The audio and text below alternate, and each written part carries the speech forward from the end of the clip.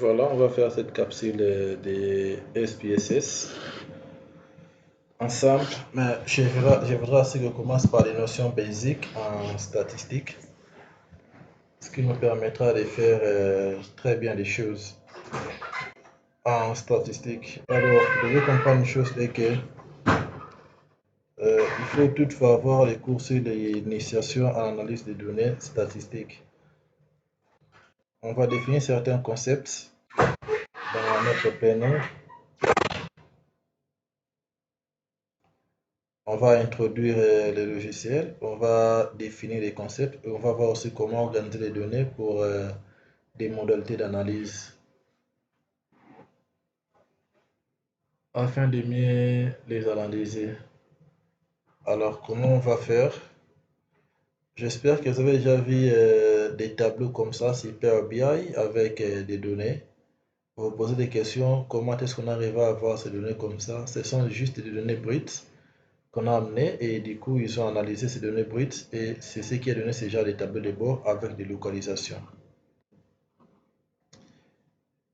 Il vous est déjà arrivé d'attendre quelque part que les gens disent que les tabac est un facteur de risque pour le cancer du poumon. Vous posez des questions, où est-ce qu'ils ont eu ces informations-là? Ces informations-là proviennent toujours de ce qu'on appelle la collecte des données, c'est-à-dire ce sont des données collectées et ces données-là collectées, on les a analysées et on a trouvé des proportions qui ont montré que les tabacs étaient un risque pour le décès, surtout pour le cancer du poumon. Alors, c'est quoi la statistique? Je vous avais dit que c'est un ensemble de méthodes scientifiques qui consistent à réunir, organiser, présenter des données numériques sur une ou plusieurs particularités communes chez un groupe de personnes ou de choses, puis ces données qui sont réunies, organisées, présentées doivent être analysées afin de tirer des conclusions et prendre des décisions. La statistique, c'est une approche pratiquement qu'on appelle approche décisive. C'est un outil d'aide à la décision. Alors, on vous parlera d'une statistique. Une statistique, quand on parle d'une statistique, c'est-à-dire qu'on parle d'un nombre calculé à partir d'observations. Et la biostatistique, c'est pratiquement un domaine de la statistique appliquée dans les domaines biomédical ou de santé publique. Exemple, on peut avoir comme exemple lorsqu'on veut faire mener une étude sur les effets des plantes médicinales sur la santé, le nombre de patients qui présentent certaines maladies, les facteurs de risque aux maladies cardiovasculaires. Lorsqu'on veut le savoir, il faut faire des études biostatistiques. Alors, lorsqu'on parle des statistiques, actuellement, à l'état actuel, on parle de trois types de statistiques par rapport à la typologie. On parle des statistiques descriptives. Stat descriptif, c'est une partie des statistiques qui permet d'organiser, de présenter et d'analyser les données. Mais vous pouvez aussi synthétiser ces données-là s'ils sont numériques. Vous pouvez synthétiser cette information-là ou soit les résumer sous format de tableaux statistiques ou des graphiques. Et la statistique référentielle, c'est une statistique décisionnelle, c'est-à-dire ça permet à généraliser à des grands ensembles d'éléments les conclusions tirées des résultats obtenus à partir d'un nombre réduit d'observations, c'est-à-dire à partir des échantillons. Cela veut dire quoi? Lorsque vous attendez que les statistiques des Nations Unies vous dire réellement que la population africaine avoisine 7 milliards, c'est-à-dire, ils ne sont pas passés par la maison pour faire un recensement, mais ce sont des données basées sur des estimations. Et en troisième lieu, on a ce qu'on appelle la modélisation des données statistiques. La modélisation peut se faire par des méthodes, soit par la régression linéaire, c'est-à-dire c'est une partie des statistiques qui vous permet à prédire l'avenir ou bien la survenue d'une maladie ou d'un événement de santé, en quelque sorte. Et cette modélisation-là ou statistique prédictive, ça peut se faire par la régression linéaire si votre variable à étudier est de nature quantitative, mais ça peut aussi se faire par la régression logistique si votre variable à étudier est de nature qualitative. Mais on peut aussi faire ce qu'on appelle les modèles linéaires généralisés par les analyses de survie ou le modèle Cox. Il faut définir ce qu'on appelle la population et l'échantillon. J'aime bien les images de ces bonhommes ici. La population a différentes couches de gens, c'est-à-dire c'est un ensemble, la population, par définition simple, c'est un ensemble d'éléments qui peuvent être, ces éléments-là peuvent être des êtres vivants, des êtres humains ou des objets qui sont qui sont soumis à une étude statistique. Alors, il faut définir la population cible et arriver à les différencier avec la population source. La population cible, c'est la population qui a motivé au départ la mise en place de l'étude que l'on souhaite atteindre pour obtenir l'information qui nous permet de répondre à l'objectif fixé. C'est-à-dire quoi? Je vais mener une étude à N'Djamena peut-être, ou bien à Abidjan, chez les femmes en âge de procréer. Ma cible, ma population cible, c'est quoi? Ce sont les femmes en âge de procréer, c'est-à-dire dont l'âge varie entre 15 et 50 ans. Et du coup, à ce niveau-là, la cible, ce sont ces groupes d'âge-là. Mais la population source, maintenant, c'est la population accessible lors de l'étude selon les stratégies définies. C'est-à-dire, au moment où je vais implémenter l'étude, qu'est-ce qui se passe? Je vais réellement aller auprès de cette population-là. Et la population que je vais trouver sur place dans notre cible, et c'est ça la population que je dois faire quoi? Je dois définir comme étant ma population source. Et ensuite, on définit l'échantillon qui est un sous-ensemble représentatif de la population générale. Et on vous parlera aussi plus tard des unités statistiques qui sont des éléments qui font partie de la population visée pour lesquels les données seront pratiquement recueillies. Et voilà ces images qui réincarnent pratiquement la population, ces images qui les réincarnent pratiquement bien. Voilà, dans ces tableaux, tout ce qui est en jaune ici ou en orange, c'est pas moi, c'est ce qu'on appelle la population cible, population visée pour l'étude. Et lorsque vous menez un indicateur à la source de la population source, c'est-à-dire l'indicateur pris de la source, la population de référence qu'on a trouvé disponible, l'échantillon est tiré de la population source, pas de la population cible. C'est de la population source qu'on arrive à tirer pratiquement notre échantillon.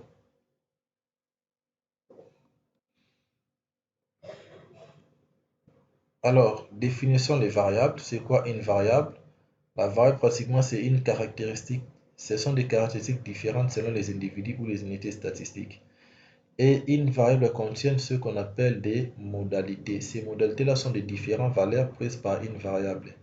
Et ces modalités-là peuvent être regroupées par classe ou par catégorie. Alors, par rapport aux variables, on a ce qu'on appelle les variables quantitatives et nous avons aussi ce qu'on appelle les variables qualitatives. En statistique, nous avons deux types de variables.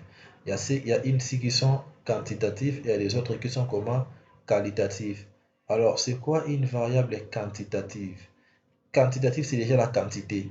Ce sont des variables qu'on peut porter des mesures mathématiques, on peut faire des calculs mathématiques là-dessus sur les variables quantitatives. On peut exploiter des formules mathématiques là-dessus pour calculer peut-être les moyennes, les médianes, tout comme ça.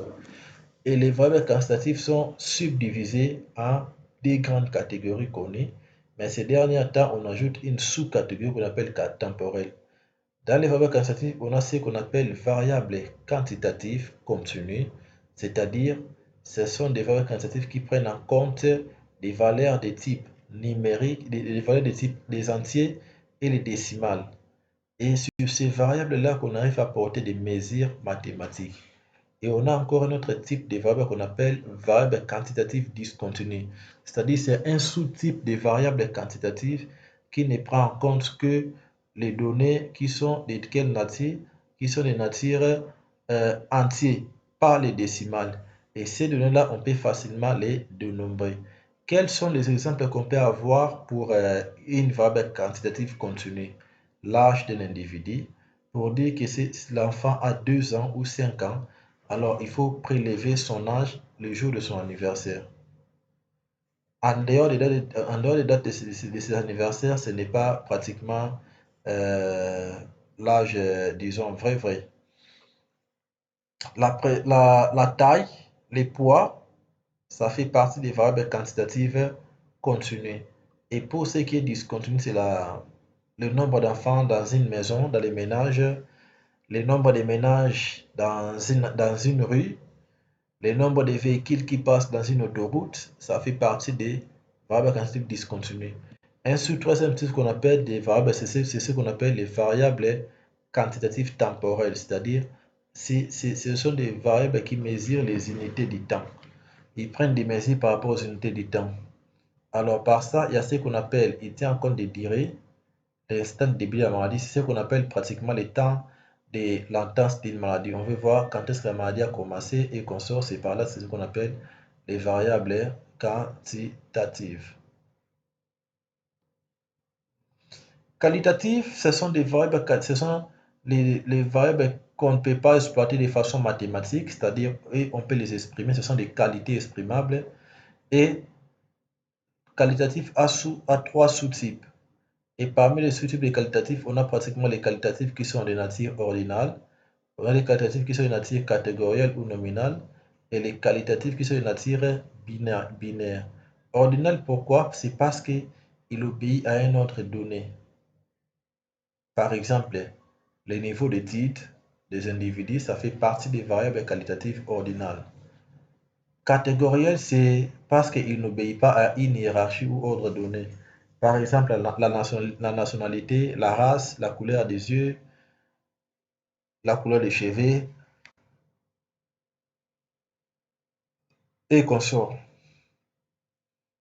Binaire, c'est parce qu'ils prennent en réalité des modalités, c'est-à-dire qualitatif binaire, il ne prend que des modalités. Le sexe, ça fait partie des variables qualitatives binaires parce qu'au départ, on a le sexe masculin et le sexe féminin. Comment organiser les données pour mener une étude, pour analyser, pour des fins d'analyse? Les données, l'organisation des données commence d'abord par la collecte. Et ces collectes-là doivent se faire sur une série de sujets. Et ces séries de sujets-là sont appelées des unités statistiques. Et en statistique, ces unités statistiques-là, en matière de variables, ces unités-là sont appelées pratiquement ce qu'on appelle des observations ou des mesures. Et ces observations-là sont des valeurs de la variable étudiée. Et ces valeurs-là sont décrites sous forme synthétique. Donc, il faut respecter les étapes de l'organisation des données, commencer par collecter et les classer par série de sujets afin de ressortir des unités statistiques. Et ces unités-là qui sont observées, sont des mesures observées, ce sont des valeurs étudiées ou des variables. Alors, l'organisation de données peuvent se faire aussi par les tris. Les tris, c'est la question qu'on se pose à faire, comment résumer de façon claire et logique les données recueillies en mode désordre.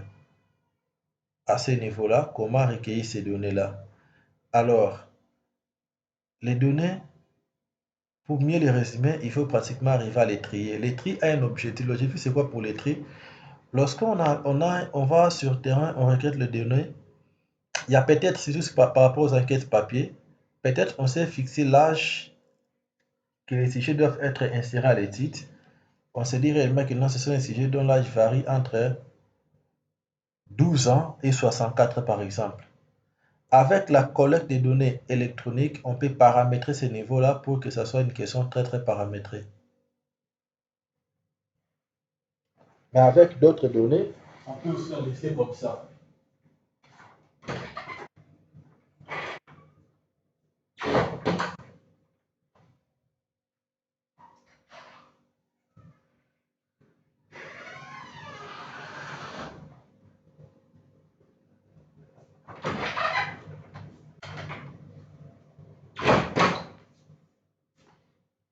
Alors, les tri se fait souvent avec Microsoft Excel, qui est vraiment un logiciel de base qui vous permet de faire vraiment les tri selon un ordre logique.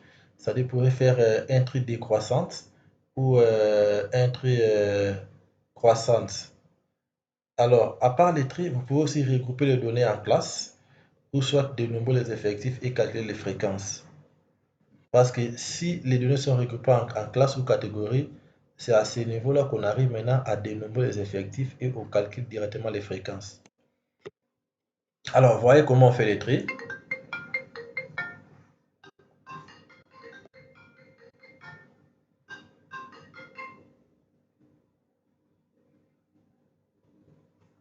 Voyez comment on fait les tri avec Excel.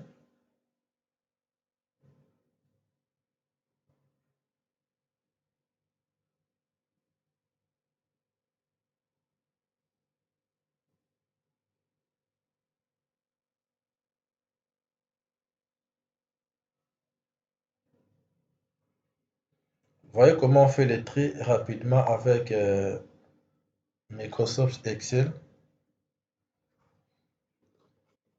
Ça, c'est les données de départ qu'on a eu à collecter. Voilà, c'est classé en ordre décroissante. Voilà, si on veut les classer en ordre croissante, il faut aller sur le menu données et faire directement les tri. Il y a des A à Z et des Z à A. Voilà, après les tri, c'est que ça nous donne comme résultat. On est là, à ce niveau ici.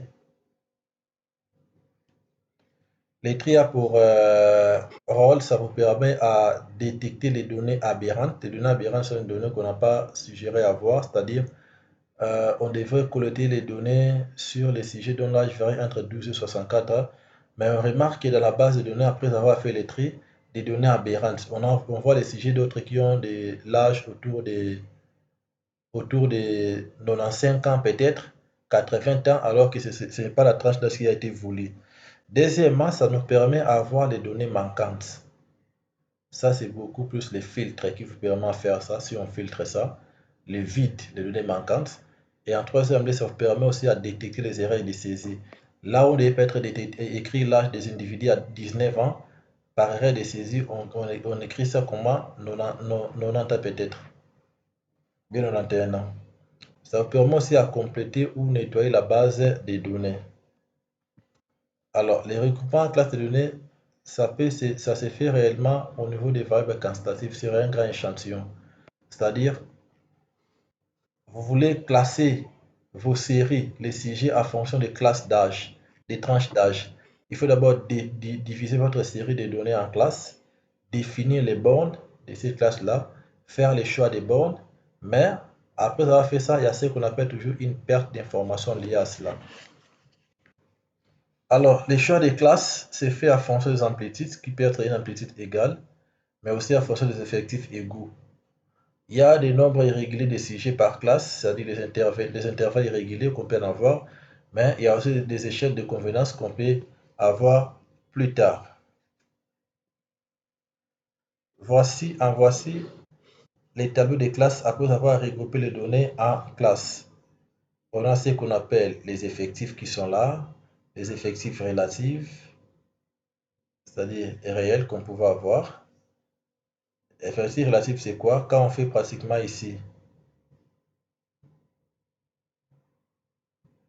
Relatif, c'est réel, c'est ce qu'on attendait. C'est-à-dire, ici, c'est 5. On s'attendait à avoir 7. Ici, c'est dans cette tranche, on a trouvé un effectif de D, alors qu'en réalité, on s'attendait à avoir 3 et qu'on sort. Voilà, on peut maintenant passer directement à l'analyse des données avec SPSS.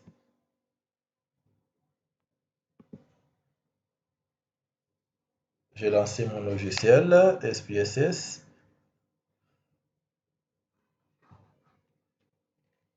Je devrais y partager.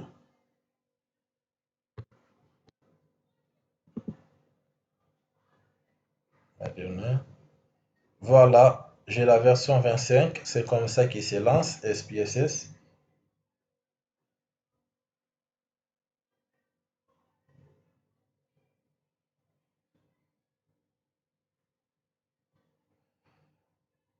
SPSS, et c'est comme ça qu'elle se lance. La version comme ça partagée, c'est une version craquée qui a une durée de 5 ans. Ça permet quand même à faire une bonne chose, à faire certains calculs là-dessus. Alors, on va exporter une base de données là-dessus. En première ligne, je vous montre comment travailler avec les bases de données des SPSS. Il faut aller sur les fichiers d'échantillon parce que là, c'est ses propres bases de données. Fichier d'échantillon, il y a plusieurs données qui sont là à l'intérieur. Je préfère qu'on prenne la base aflatoxine. Je clique là. Je peux faire, bon, je préfère prendre l'accident. SAV. Voilà, j'ai cliqué. La base est ouverte. C'est une base qui a 6 données à l'intérieur. Et on a pratiquement l'âge, les genres, l'accident et la population totale. C'est tout ce qu'on a. Et SPSS, lorsque réellement il s'affiche, on a aussi les menus toujours comme ça au départ. On a ici au départ ce qu'on appelle une barre de titres, la barre des menus, la barre des icônes que vous voyez ici. Et du coup, vous allez aussi voir aussi les tableaux ressemblent un peu à Excel. Mais ici, il a des vies, des feuilles. La feuille active qui est en jaune ici, c'est la feuille vide de données qu'on voit ici. Et si j'active, je clique sur vue des variables, on doit voir que le variable est ici à ce niveau ici. Alors, pour faire les analyses de données avec SPSS, c'est carrément aller au niveau du menu, au niveau du menu, au niveau du menu analyse pour faire les statistiques. Et puis, vous prenez statistiques descriptives. Et du coup, vous prenez fréquence. Dans les tableaux qui apparaissent, je commence d'abord à analyser les variables qualitatives, c'est-à-dire catégorie d'âge et sexe. Je les ramène ici. Une fois qu'ils sont là, je fais carrément OK. Voilà, j'ai les résultats. J'ai les résultats qui sont là. Il y a les sexes, il y a la catégorie d'âge avec SPSS. Et en d'autres lieux, il y a ce qu'on appelle l'analyse des variables quantitatives. Je peux aussi les faire directement. Analyse statistique, fréquence. J'enlève ces D ici. Voilà. Et je remets ces D ici. Voilà. Et comme ils sont des variables quantitatives, ils s'expriment avec des escaliers qui veut dire les échelles. Et du coup, je vais aller sur les menus statistiques. Et là, vous voyez les mesures des tendances centrales qui sont là. Ça, c'est les fractiles, dispersion et les caractéristiques de la distribution a posteriori. Je peux cocher ici moyenne, médiane, mode. Et ici, je coche les quartiles. Ici, je peux faire écart type, l'étendue qui est la plage, les minimums et les maximums. Voilà, je fais poursuivre. Et je vais aller au niveau du graphique. Je vais dire à SPSS trace moyenne une graphe de un histogramme avec une courbe gaussienne. Voilà. J'affiche la courbe gaussienne. Voilà. OK. Je dis à SPSS, je ne vais pas avoir les tableaux de fréquence pour les âges. Bon, soit je peux laisser comme ça, je clique OK. Voilà. Ça, c'est pour les accidents. Ils n'ont pas eu de données manquantes. Il y a eu une moyenne d'accidents de combien de 60 801,33 comme la moyenne, avec une médiane de 60 966. Et ici, il y a aussi des valeurs qui sont là. Et regardez, quand je descends, les accidents sont là, la fréquence, et voilà les graphiques. On dit carrément que pour les populations à risque, on est face à une distribution qui semble être anormale. Voilà, ici on a une distribution qui est comment bimodale, à ce niveau ici.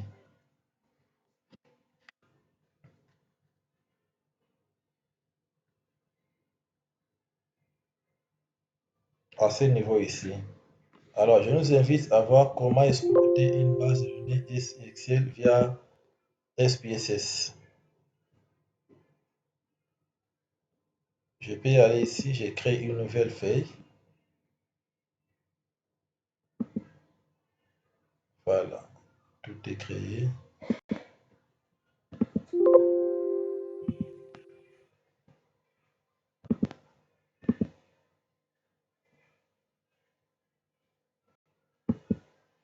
tout est créé. Et si je vais importer un fichier Excel pour les analyser avec SPSS, je n'ai qu'à faire la commande fichier, ouvrir, et je vais ouvrir quoi? Les données.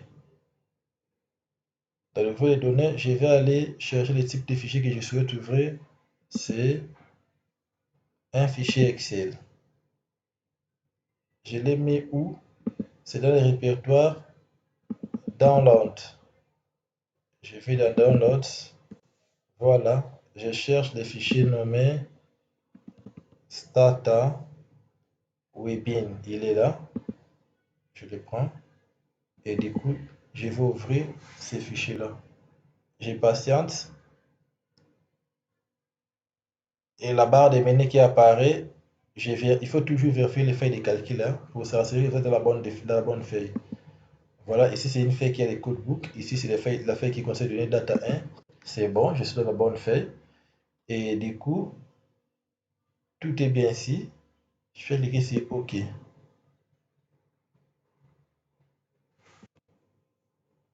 Voilà. On est toujours à la fenêtre des données.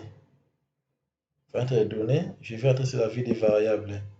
On voit ici la largeur de la colonne, si le nombre est décimal et consort. Je peux réduire la largeur de chaque colonne. Je laisse ça en D. Je laisse ici en D.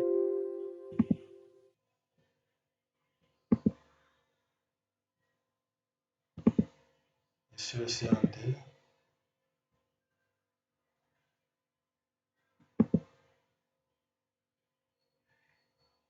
Et je vais réduire ces décimales. Ici à ce niveau ici. Je laisse ça en D. Ici aussi en D. Voilà, j'ai réduit aussi ici.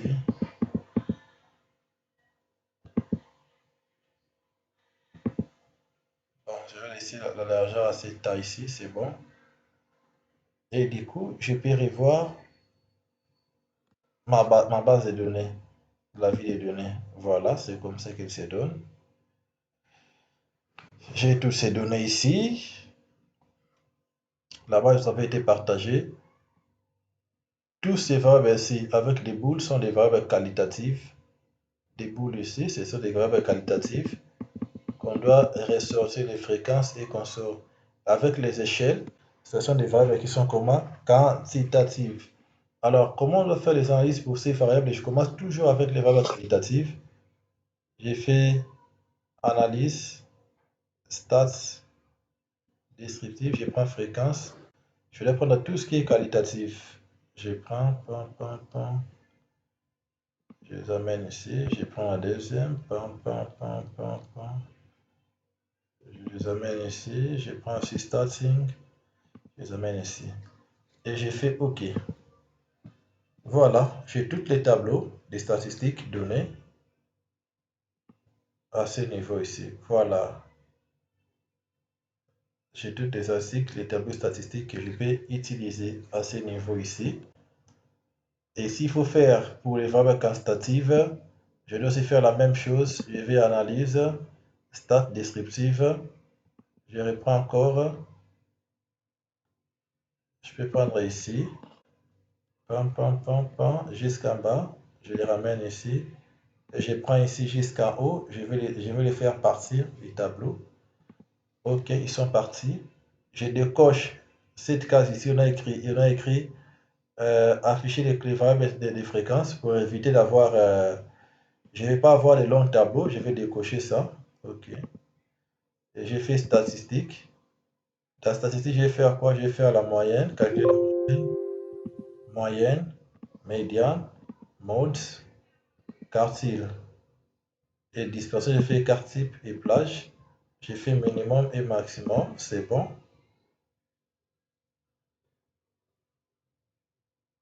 Je vais poursuivre.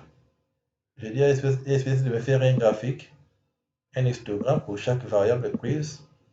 Voilà. Et j'ai fait OK.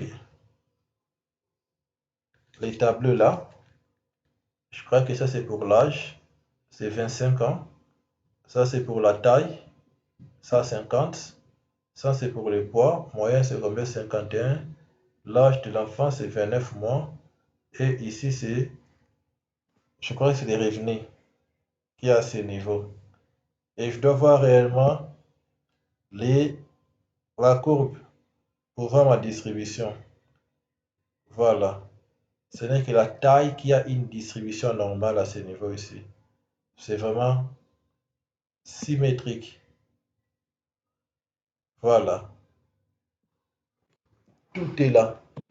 On peut chercher à faire une analyse bivariée pour qu'on sache les faibles poids en fonction de certains paramètres. Alors, je peux aller encore au niveau des menus analyse pour les analyses bivariées, les tableaux croisés. On veut peut-être savoir parce que les BMI ici, BMI 4, c'est l'indice des poids de l'enfant. Je peux le faire ça avec les niveaux d'éducation peut-être. Je viens sur cellule, je vais cocher position et je fais OK. Et je fais aussi OK en bas. Voilà. Les zéros, ça veut dire les sujets qui ne sont pas en sous-poids. 1, ça veut dire ceux qui ont un poids inférieur à la poids normale.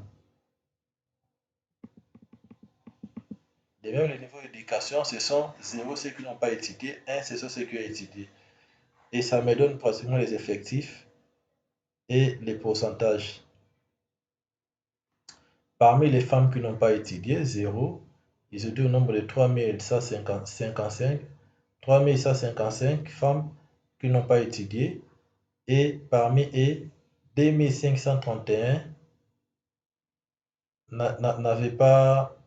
avaient un poids inférieur et 624 avaient un poids qui était comment normal. Alors, après avoir fait ça avec SPSS, comment maintenant importer vos données sous format Excel et tout consort, c'est plus facile aussi. C'est de faire clic droit ici et puis cliquer sur exporter. Et dans la barre qui arrive là, vous pouvez pratiquement laisser parcourir pour chercher un document à garder vos données. Il faut patienter.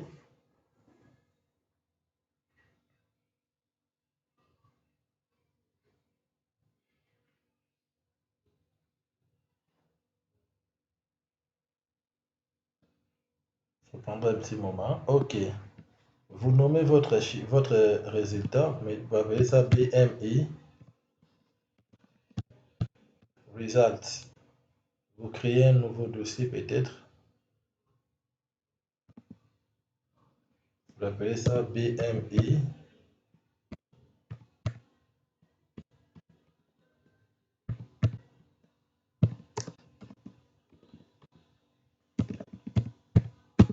Results et des points, c'est bon.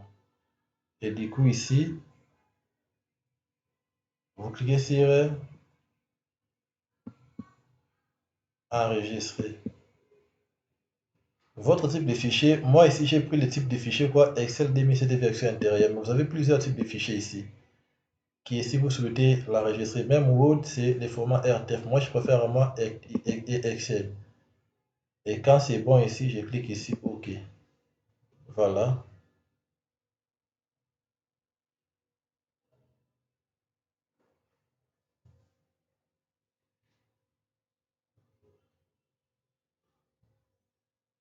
Cela enregistre.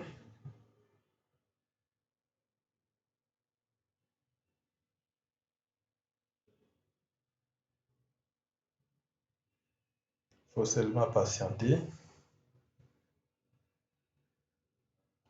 OK, c'est fait. Je peux maintenant fermer ici. Et quand je rentre dans mes dossiers, du coup, je vais au niveau de mes documents. Je cherche le dossier BMI Results.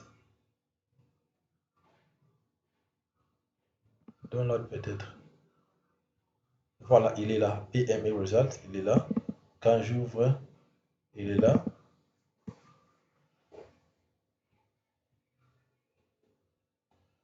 Et voilà mes résultats que j'ai pu arranger et ressortir réellement des commentaires ici à ce niveau. Et toutes mes graphiques sont là. Voilà, c'est pour nous important de voir ce que c'est SPSS. Nous l'avons vu et je suis content de partager avec vous. Je suis docteur Riguen Louvandé, médecin spécialiste en épidémiologie, biostatistique. Pour plus d'informations, n'hésitez pas de participer à nos différentes formations et nous vous souhaitons toutes les bonnes choses. Merci beaucoup.